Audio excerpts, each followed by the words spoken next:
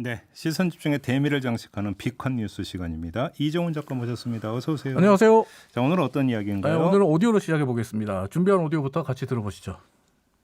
매출이 많이 늘어나도 당연히 좋아할 만은 안 되는 거죠. 준비해야 될 자금이라든가 상품들 같은 것들이 더 많아지니까 자금 순환이 제대로 안 되면 흑자도산이 될 수가 있죠. 저 같은 경우도 1, 2주 단위로 콕콕콕 자금들 막히고 그러잖아요. 자금 늦게 들어오고 그럴 때.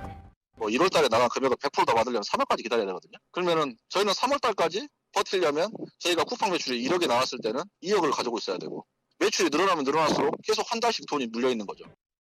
지금 뭐 쿠팡 얘기 나오는데 뭐 쿠팡에 네. 납품한 사람들 이야기인가요? 네, 방금 들으신 오디오는 어젯밤 MBC 스트레이트가 인터뷰했던 소상공인들의 목소리인데요. 네. 말씀하신 것처럼 지금 쿠팡에 납품을 하고 있는 판매자들의 인터뷰였습니다. 네. 두 분 모두 지금 현재 쿠팡에서 물건이 너무 잘 팔려서 고민이고 이런 하소연을 하게 된 겁니다.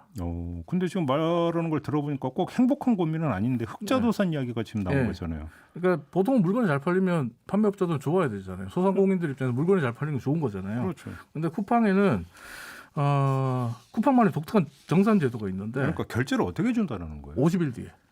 50일이요? 예. 그러니까 3월에 팔면 4월에 돈을 못 받고 5월에 돈을 받는 거죠. 근데 앞에 인터뷰에서 나왔지만 소상공인들 같은 경우는 1, 2주 단위로 자금 순환이 이루어져야 되잖아요. 그리고 또 한 달, 두 달씩 돈이 물려 있는 상황이 되면 더 많은 상품과 그 돈을 준비해야 되는 상황이 된단 말이에요. 그러니까 자금 압박이 더 커지는 거죠. 그러니까 물건을 많이 팔면 팔수록 자금 압박이 더 커지는 그런 상황이 오다 보니까 흑자도산 이야기가 나오는 거죠. 그래요? 네. 50일 뒤에나 그러니까 그러면 결제가 완료가 된다? 네. 이런 이야기가 되는 거예요? 그러면 이제 버티기 힘들다 이런 이야기가 되는 건데. 그렇죠. 그런데 만약에 그런 게 버텨야 될 돈이 없으면 어떻게 되는 거예요? 쿠팡에 따르면 그럴 땐 선정산 프로그램이라는 게 있습니다. 그래서 선정산 프로그램을 이용하면 돼요. 그래요? 선정산 돈을 미리 주는 그럼 거죠. 문제 없잖아요. 근데 이게 좀 애매해요. 왜요? 쿠팡이 돈을 직접 주는 게 아니라 은행에 돈을 빌리는 거거든요. 예? 이자 내고 연리 4.8% 이자 내고 어. 이자 내고 돈을 빌려야 되는데 내 돈 받아야 될 내 돈을 내가 이자 내고 뭔 시스템이 받아와야 돼요. 선정산 시스템이에요. 그 말이 정산이지. 이건 은행에 먼저 대금을 받고 대신 이자 내는 대출 상품이죠. 그러니까 쿠팡에서 당연히 받아야 될 물건값을 어떻게 보면 담보로 해서 연리 4.8% 이자를 물고 미리 땡겨오는 건데 예. 선정산 프로그램에 대한 쿠팡 판매자의 불만 잠시 오디오로 들어보시죠.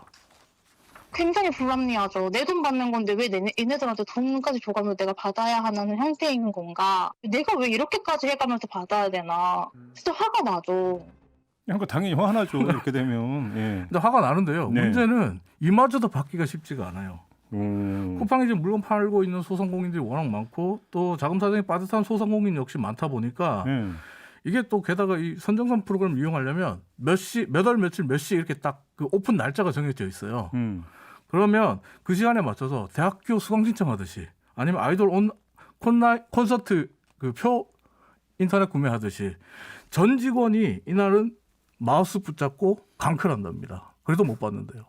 아니 근데 쿠팡도 나름 이유를 댈 거 아니에요. 네. 50일씩이나 걸려서 결제를 해줘야 되는 이유를 얘기를 할 거 아니에요. 네, 뭐예요? 쿠팡도 그게? 이유를 하죠. 예. 쿠팡은 고객이 환불을 원할 때 따지지 않고 바로 해주려면 대금을 묶어놓을 수밖에 없다. 그리고 우리가 재고나 이런 보관의 비용도 들어간다. 예. 그래서 결정적으로 쿠팡이 할 말이 있습니다. 바로 법인데요. 지난 3월 24일 이전까지는 사실 대금 정산을 언제 해줘도 된다는 그런 법이 없었어요. 근데 지난 3월 24일에 국회에서 대규모 유통법 개정안을 통과시켰는데 네. 이 개정안에 따르면 최대 60일 이내로 정산해 주게 돼 있습니다.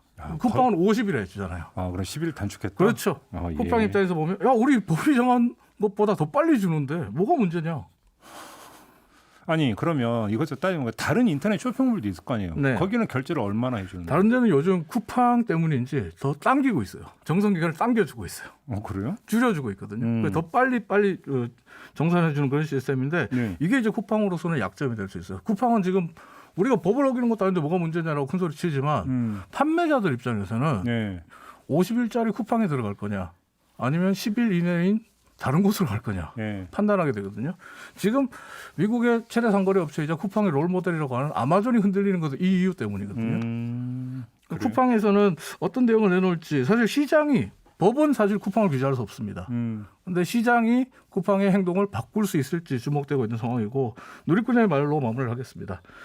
쿠팡에게 상승이란 단어는 의식에 없는 건가? 어음이 왜 갑자기 생각이 나요? 마무리하겠습니다. 이종훈 작가였습니다. 고맙습니다. 네, 감사합니다.